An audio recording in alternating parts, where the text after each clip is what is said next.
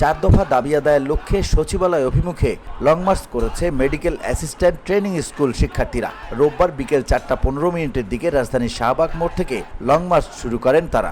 এ সময় পুলিশ বাধা দিতে চাইলে পুলিশের সঙ্গে তাদের ধাক্কাধাক্কির ঘটনা ঘটে। এ সময় পুলিশের ব্যারিকেড ভেঙে লং মার্চ শুরু করেন শিক্ষার্থীরা।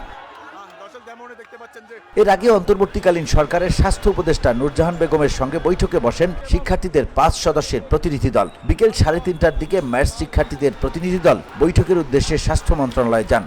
ধুলো, ময়লা ও ক্ষতিকর ধূলিকণা থেকে নিমিষেই মুক্তি দেয় চৌধুরী এয়ার পিউরিফায়ার।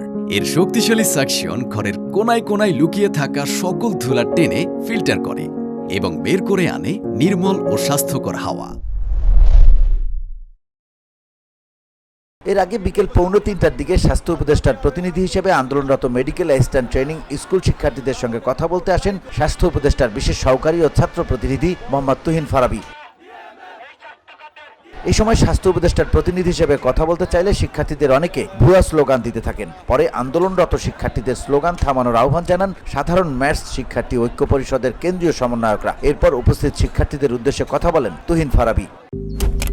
মালয়েশিয়ান প্রযুক্তিতে তৈরি অত্যাধুনিক cleaning machine modern vacuum cleaner যে কোনো ধরনের ধুলো ময়লাকে পরিষ্কার করে ঘরকে করে তুলুন চকচকে ও আকর্ষণীয়। Modem, brand of luxury.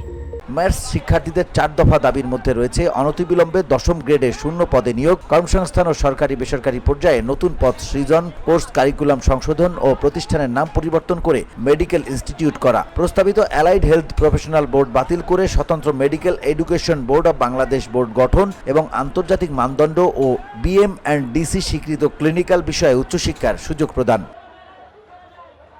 VOD Bangla news desk.